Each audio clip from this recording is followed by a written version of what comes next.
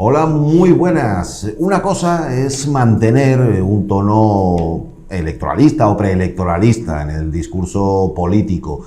A ello asistimos de forma continua o habitual en las refriegas políticas que a menudo se mantienen en distintos ámbitos, ya sea local o incluso más allá de nuestro entorno geográfico más cercano. Pero ese no es el contexto ahora mismo en el que nos encontramos. Ahora mismo nos encontramos en campaña electoral. Ahora es el momento de escuchar propuestas concretas, a veces llamadas promesas, pero que en definitiva no son ni más ni menos que eso. Propuestas que conforman programas electorales y que en virtud de los resultados que se den en los próximos comicios, en este caso las elecciones municipales del 28 de mayo, pues pueden jugar un papel fundamental en el futuro de nuestro municipio. Y ahí es donde saludo a José Bernal, Partido Socialista. ¿Qué tal? Muy buenas, señor Bernal. Muy buenas, Nacho. Y le voy a ser muy directo. Si le parece, vamos a dedicar esta charla a hablar de eso, de propuestas, de planteamientos de su partido en el marco de la campaña electoral. ¿Cuál es el proyecto de ciudad que tienen ustedes? Y si le parece, podemos ir por distintos apartados. A lo largo de la campaña ya nos han adelantado algunas de esas líneas básicas. Una de ellas, fundamentalmente, se basa en las políticas sociales. No sé ahora mismo en qué fase de presentación, si todavía les queda algunas iniciativas que presentarnos en estos días que quedan para las elecciones, pero sí hemos oído ya algunas de esas líneas que han planteado últimamente. Directamente, si es usted capaz de condensar el grueso de las políticas sociales que plantean ustedes. Claro que sí. Bueno, ayer precisamente en rueda de prensa mi compañera Blanca Fernández fue la que desgranó los diferentes puntos que contiene nuestro bloque de, nosotros le llamamos política de sensibilización social, que son las políticas sociales. Y es al fin y al cabo lo que hemos estado haciendo a lo largo de esta campaña electoral. Cada día presentar una de las líneas del programa de cara a la ciudadanía. Políticas sociales, directamente. Nuestro programa va a intentar corregir una situación que hay en el municipio de dicotomía, es decir, tenemos un municipio en el que hay un alto grado de desigualdad en tanto en cuanto hay vecinos, ciudadanos de alto poder adquisitivo, y también nos encontramos con ciudadanos, con vecinos y vecinas que tienen que hacer un sobreesfuerzo para poder cubrir sus necesidades. Digo de diferentes índoles, ¿no? Y nosotros lo que perseguimos con esto es desarrollar políticas para estrechar cada vez más la brecha entre los que más tienen y los que se encuentran en una situación de poder cubrir aquellas necesidades, ¿no? Que suelen ser los más vulnerables del sistema. Porque entendemos que una ciudad de igualdad, una ciudad de oportunidad, una ciudad como Marbella no puede tener, no debe tener ni bolsas de pobreza, ni tampoco una masa de la población que no solamente no llegue a final de mes, sino que no llegue a cubrir sus necesidades básicas. Y hay una cosa que es fundamental, y es, por ejemplo, el acceso a la vivienda. Nosotros, y esto forma parte del programa de vivienda, presentamos un plan de 1.300 viviendas de promoción pública para poder acceder de manera accesible a estas viviendas con unos precios que oscilan entre los números redondos, 87.000 y 130.000 euros en función de las habitaciones. ¿Por qué digo esto? Porque nuestro planteamiento de política de sensibilización no es mucho más lejano, o sea, no es, perdonadme, va mucho más allá de lo que a lo mejor la gente pueda pensar o podamos pensar o algunos partidos puedan plantear. Esto no es vamos a darle ayudas a los que son más pobres de Marbella, no se trata de eso. Se trata de buscar una ciudad para que el mayor número posible de ciudadanos puedan, desde sus recursos, cubrir sus necesidades básicas. Y por eso, por ejemplo, la vivienda es una de ellas. Bonificaciones que se plantean en otros municipios y no existen en Marbella. Un ejemplo, tenemos el recibo del IBI más alto de España, que más se paga por metro cuadrado. Bueno, nosotros planteamos bonificaciones para los empadronados en la vivienda usual. Entonces, eso que se hace en Málaga, en Vélez Málaga, en Estepona, ayuntamientos de diferente color político, entendemos que se tiene que hacer aquí. De la misma manera, por ejemplo, una línea de ayuda específica para las familias que tienen algún miembro con diversidad funcional. Si en una familia existe una persona que tiene un grado de discapacidad que necesita, por ejemplo, una terapia, sabemos que es un sobrecoste para la familia. Si el ayuntamiento tiene una línea de ayuda específica para ello, algo que puede ser muy poquito para la administración, puede ser una ayuda fundamental para esa familia. Estas líneas de ayuda, que no supone mucho dentro de los presupuestos, la tiene implementada el Ayuntamiento de Míjares. Y de eso se trata las políticas de sensibilidad, las políticas sociales que nosotros planteemos. Se trata de aquellas familias que necesitan un empujoncito, se lo podamos dar. Este es uno de los casos que planteamos. Y luego nos encontramos, por ejemplo, la tasa de basura, tasa de residuos y tal, lo que viene a hacer el recibo de la basura de toda la vida. Nosotros entendemos que si hay una casa donde vive una pareja de pensionistas, o donde puede vivir un pensionista con un hijo o una hija que se ha parado de larga duración, no debe de pagar esa tasa de basura. Nacho, y te lo pregunto, ¿tú sabes qué residuos genera una pareja mayor, ya jubilado, pensionista, en una casa? Imagino que escasos. Apenas genera residuos. Entonces, ¿por qué en mi casa? Que toda mi mujer, soy yo, tenemos un niño ya cercano ya a la adolescencia, que genera muchos residuos. Entonces, yo tengo que pagar la tasa de basura, claro que sí, pero a una persona mayor con una pensión limitada, ¿nosotros le vamos a obligar a tener que pagar la tasa de la basura? Pues no, la tasa de la basura en estos casos deberían de ser prácticamente gratuitas. El Ayuntamiento de Marbella, cuando yo lo he solicitado en el Pleno, perdona, no el Ayuntamiento de Marbella, que somos todos, el gobierno del Partido Popular y la propia señora Muñoz me dice que hay bonificaciones. Y es mentira.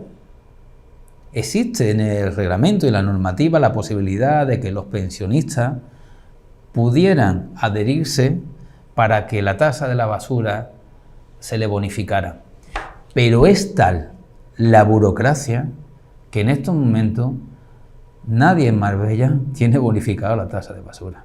Entonces, pues si tenemos, por ejemplo, una parejita de personas mayores o una persona mayor viviendo sola, cobrando una pensión limitadita, el ayuntamiento, aparte de ser sensible, si tuviera un poco de alma, tendría que dejarle esa tasa de basura gratuita. Y nosotros entendemos que esa es la política que hay que hacer. Y no decirle a esa persona mayor que seguramente por la edad y por las circunstancias de la vida a lo mejor no sabe ni escribir ni leer, que se tenga que meter en internet, que se descargue la normativa, que empiece a dar vuelta por las diferentes administraciones para coger documentación, que después empiece a preparar el papeleo, que con el certificado digital registre no sé qué historia, que lo renueva cada año para tener la tasa de basura. Pues entonces nadie la tiene. Si lo que hay es una voluntad, lo tendría que hacer el ayuntamiento, que es lo que nosotros proponemos. Y luego hay más cosas, ¿no? Pero luego algo fundamental, que en mi época de alcalde lo arrancamos y en el interín del proceso, con el proyecto ya elaborado, cuando volvió a la alcaldía la señora Muñoz, lo cerró. O mejor dicho, se cargó en el proyecto, que es el de un centro transitorio terapéutico para adicciones. Nosotros proponemos que exista en Marbella un centro terapéutico para aquellas personas que tengan problemas con las adicciones. Transitorio. ¿Qué significa transitorio? Transitorio significa que tendríamos un centro con todos sus requisitos, con todas las bondades de ese centro, para que cuando una persona tenga algún tipo de adicción, y estamos hablando de un momento de hoy en día que la adicción no solo y exclusivamente es un tipo de droga, hay muchos tipos de adicciones, se pueda incorporar. De manera que si yo, que soy una persona que he detectado que tengo una adicción y quiero dar un paso adelante para retirarme de esa adicción, para poder curarme, para poder tratarme, el Ayuntamiento de Marbella tendrá un espacio, en su momento ya empezamos a trabajar en 2 espacios, en el que yo lo tengo todo cubierto y estoy un tiempo, que es el transitorio, el tiempo que tarda desde que lo solicito a la Junta de Andalucía hasta que voy a los centros ya permanentes de la Junta de Andalucía. Nosotros en su momento lo detectamos, que el principal problema que tenía mucha gente que tenía algún tipo de adicción, o incluso hasta las familias con estas personas que tenían algún tipo de adicción, o que pudiéramos tener, que ninguno estamos libres de esto. Un tipo de adicción es que en el momento en el que tú decides dar el paso para curarte de esa adicción, hasta que al final termina siendo aceptado en un centro para adicciones, pueden pasar 1 semana, 2 semanas, 3 semanas. Tiempo suficiente para que te dé un bajón dentro de la adicción, tiempo suficiente para volver al ámbito donde te procuran esas adicciones, y entonces la persona que estaba preparada para poder ir al tratamiento, otra vez ha vuelto al ámbito de las adicciones y ya entonces se pierde una oportunidad. Nosotros tendremos ese centro transitorio para que la persona, cualquier marbellero sanpedreño, nos diga en un momento dado: oye, mira, tengo desde la ludopatía hasta los propios juegos, que son muchas cosas, ¿no? Las drogas, sobre todo una droga terrible que está dando vuelta otra vez por la Costa del Sol y por nuestra ciudad, y que lo estamos padeciendo, te diga: me quiero quitar de esto, que el ayuntamiento tengamos capacidad, como se tenía en su momento con Hacienda de Toro, de que salga de la calle y lo tengamos ahí como administración, comenzando los primeros pasos hasta que tenga que trasladarse a ese centro ya pues más integral de la Junta de Andalucía. Es que pisando las calles creo que existe una percepción general de que hay un repunte muy claro de personas con este tipo de problemáticas. No sé, igual es una impresión personal con la que no están de acuerdo nuestros telespectadores, cada uno que lo vea como lo estime oportuno o como lo perciba, ¿no?, en la calle. Pero sí parece que esto vuelve a ser un problema muy parecido al que tuvimos años atrás y del que todos estábamos perfectamente, me sale en inglés, lo teníamos perfectamente en cuenta, ¿no? Hay unos nuevos tipos de drogas que son mucho más adictivas a las que había, son sintéticas, mucho más adictivas a las drogas a las que estábamos acostumbrados hace unos años, que era la heroína y tal. Estábamos acostumbrados a que anduvieran esas drogas por la ciudad, y parece ser que hay un repunte, como tú bien has dicho, y estos son datos que a mí me lo han trasladado desde la propia universidad, que lo están investigando, Cruz Roja, con los que nos hemos reunido y nos los han contado, y la propia policía, porque todo esto tiene que tener un tratamiento y una vigilancia transversal, ¿no? Hay que estar alerta. Y claro, hay un repunte porque hay un nuevo tipo de droga sintética, son mucho más baratas y enganchan más. Y por eso vemos a algunos chavales y chavalas, y no tan chavales y chavales, por la calle, donde tristemente pues, nos contaban la Cruz Roja que habían aumentado el número de personas a las que tenían que atender, y que también pues, cuando las personas están bajo esas adicciones, pues nos hemos encontrado en algunos barrios pues, lo que suele ocurrir en estos casos, ¿no? Los coches con los cristales rotos y tal. Entonces, más que estigmatizar a alguien, no lo vamos a hacer, y menos lo voy a hacer yo, por supuesto, ni mi partido, ni yo. Lo que entendemos que lo que hay que procurar es que si alguna de estas personas que han caído en este nuevo tipo de drogas, drogas muy feas, drogas que además, no quiero hacer la relación, pero está conectada con lo de la mocromafia, la mafia esta europea, sueca y tal, que está dando vuelta por la Costa del Sol. Cualquiera que entre en internet lo verá. Lo que tenemos que procurar es que si alguien está enganchado a ese tipo de droga o se acaba de enganchar a ese tipo de droga, que es muy peligrosa y que tiene una adicción inmediata, que podamos tener las armas desde la administración suficientes para sacarlos de ese mundo.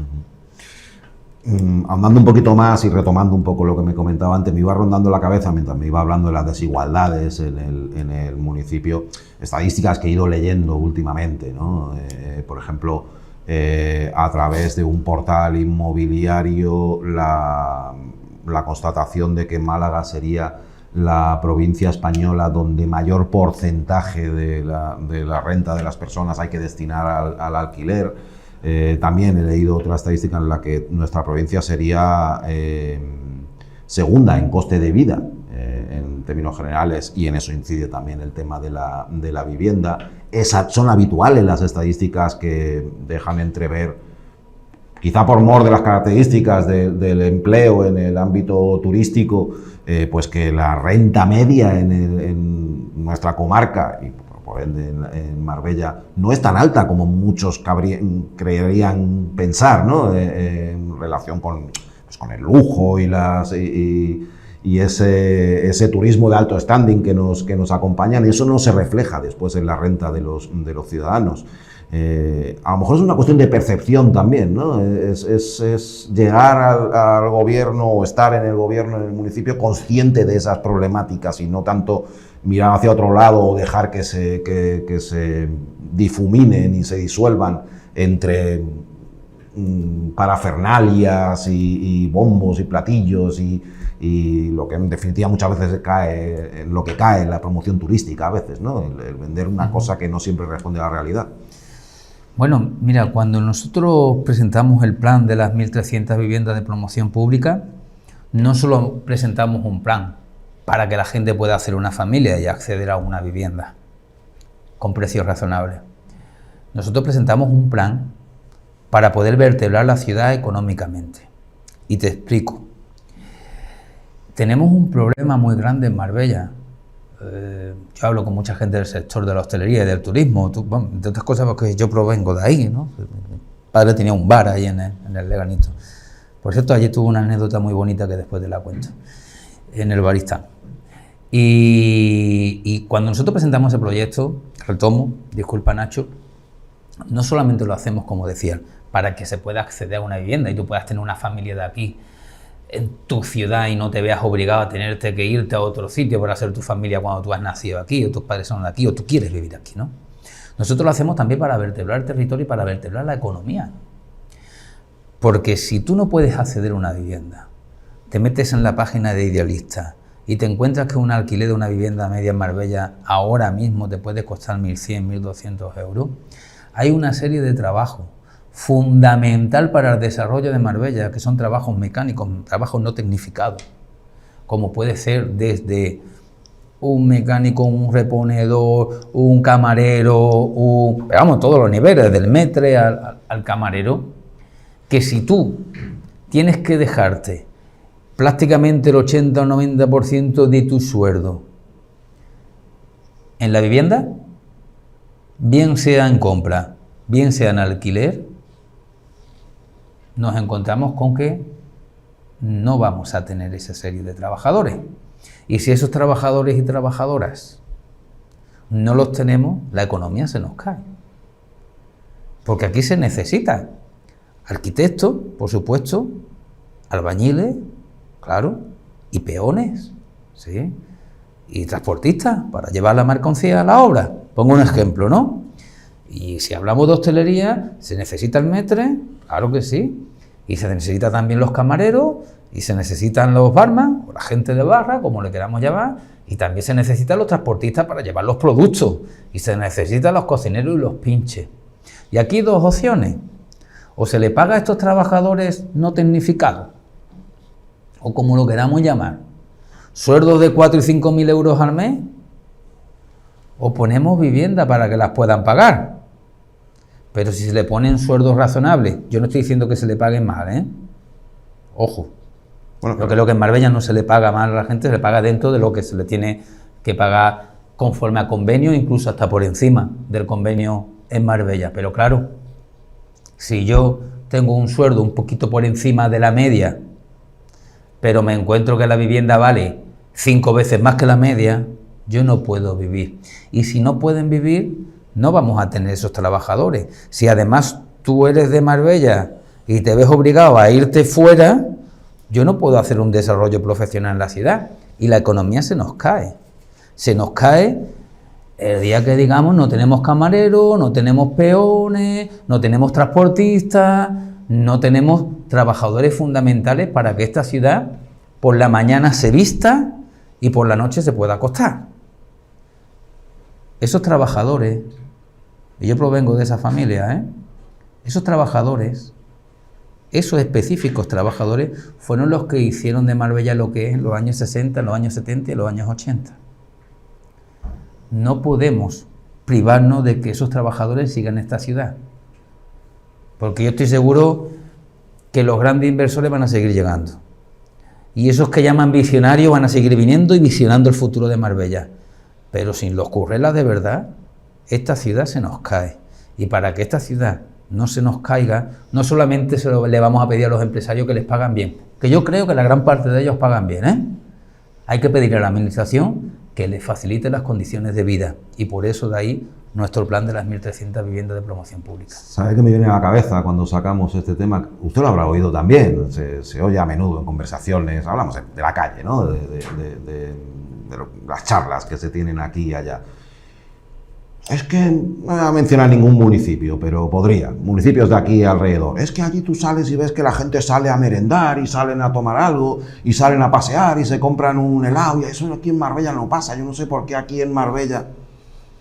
Y yo creo que van por ahí los tiros, ¿no? Y claro, los sueldos pues son lo mismo en el ámbito turístico, se parecen mucho a lo que puede haber en Fuengirola, en Estepona, en Benalmádena, se parece mucho, pero si alguien está hasta aquí, le cuesta mucho salir a tomarse un cafelito y unos dulces, ¿no? A media tarde a merendar. Y así nos lo encontramos en los bares, a lo mejor los establecimientos en los barrios, claro, en los ámbitos turísticos otra historia, pero claro, lo que son nuestros barrios no respiran la misma intensidad. Era lo de Henry Ford, ¿no? Pero yo he escuchado esas conversaciones muchas veces como que se le achaca que la gente de Marbella que es aburrida, no, yo creo que va conectado a eso, ¿no? Eso era lo de Henry Ford, ¿no? De lo de yo a mis trabajadores les pago bien para que se puedan comprar un coche de los que yo construyo. Supongo, claro. Pero tampoco es el caso. Mira, te voy a contar una anécdota, Nacho. Yo ya creo que más en plan político ya estamos aquí en plan amigos, ¿no?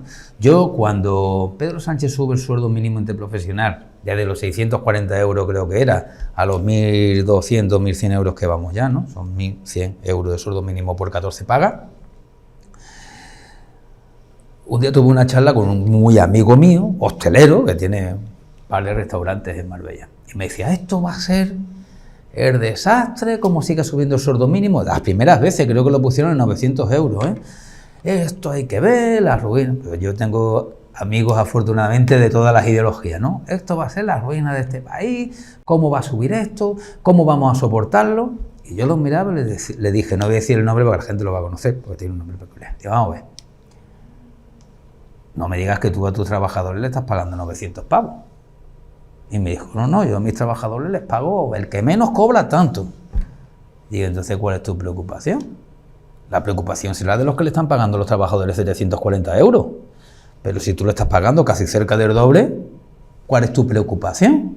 Digo, mejor para ti, porque fíjate, si le terminan a los trabajadores que cobran 740 euros, le terminan pagando 900 y el próximo año le pagan 1.000 euros, tú lo has dicho muy bien, tienes trabajadores que si van a ganar más y tienen los gastos cubiertos, pues a lo mejor coge el fin de semana con su pareja, su marido o su esposa y dice, vamos a ir al restaurante de tal a comer. Y a ti además no te afecta porque tú ya me estás diciendo que a tus trabajadores le pagan mucho más. Y me dicen, hombre, dicho así, tienes toda la razón. Digo, pues vamos a darle dos vueltas a las cosas antes de atacar. Pero luego también, Marbella tampoco es cara.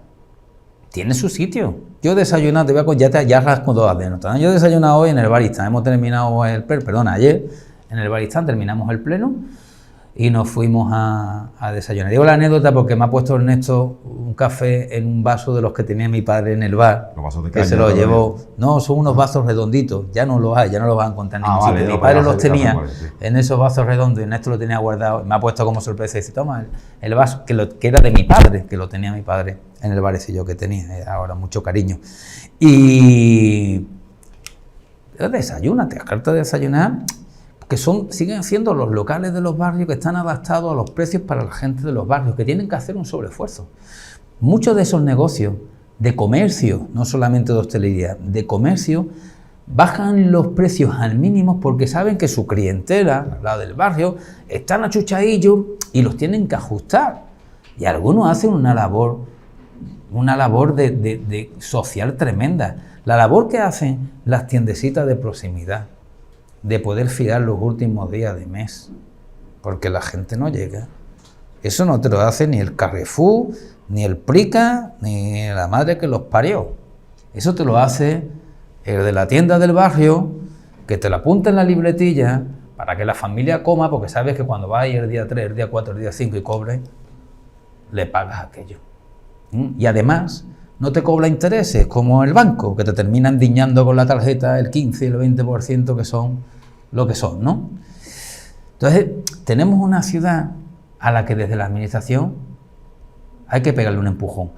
Hace un sacrificio el hostelero, hace un sacrificio el de la tiendecita del comercio, hace un sacrificio los trabajadores que quieren seguir viviendo en Marbella y en San Pedro aunque le cueste todo mucho más caro, hace un sacrificio los chiquillos, que a veces no tienen las mismas oportunidades que otros porque las cosas están difíciles.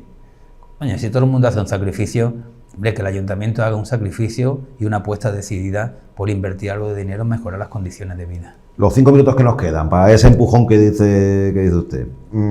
Lo de traer turistas, darles de comer y alojarlos en hoteles o en viviendas turísticas, eso ya lo sabemos hacer, lo llevamos haciendo muchos años y se hace muy bien.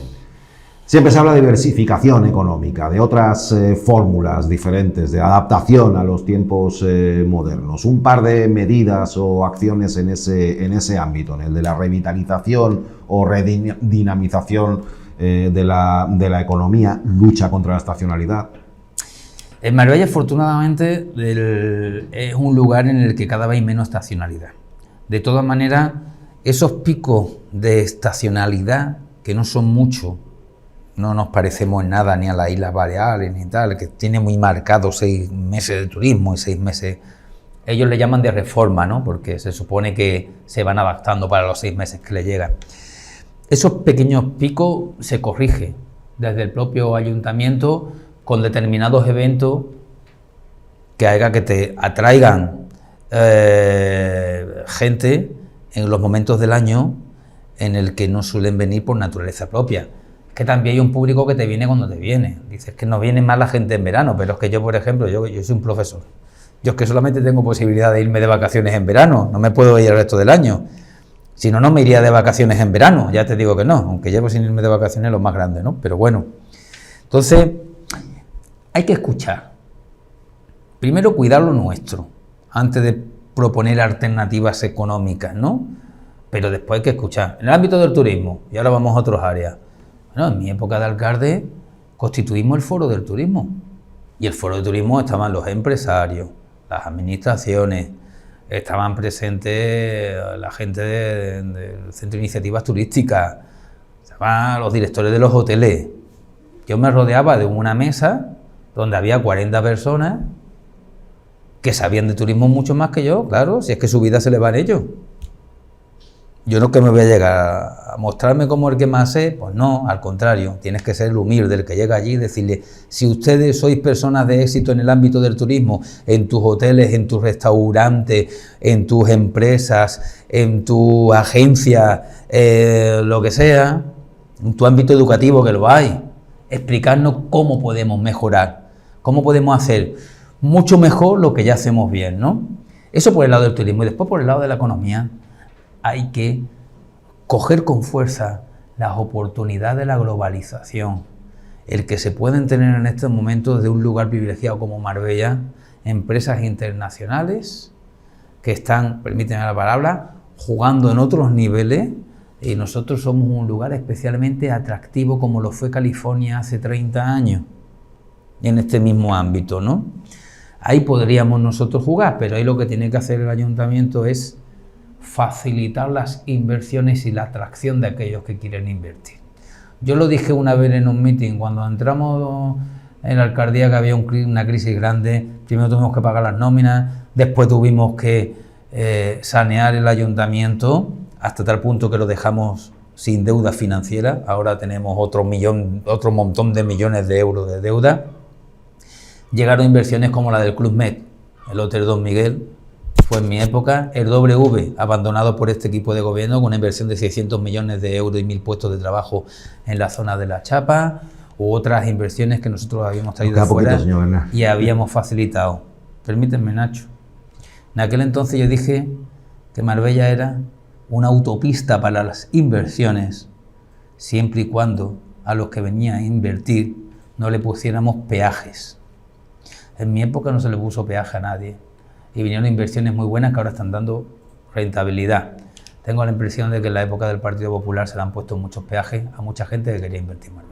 No me va a dar tiempo a preguntarle a qué se refiere por peajes, ni preguntarle nada más. La verdad es que dentro del reto que nos habíamos planteado, que era plasmar el programa electoral de su formación en apenas media hora que dura el programa, era imposible hacerlo, pero lo hemos intentado y creo que en la medida de lo posible no lo hemos hecho mal. Hemos abordado una amplia gama de temáticas, ojalá pudieran ser más, señor Bernal. Muchas gracias. Muchas gracias a ustedes siempre. Y gracias a ustedes por estar al otro lado. Cuídense. Hasta la próxima.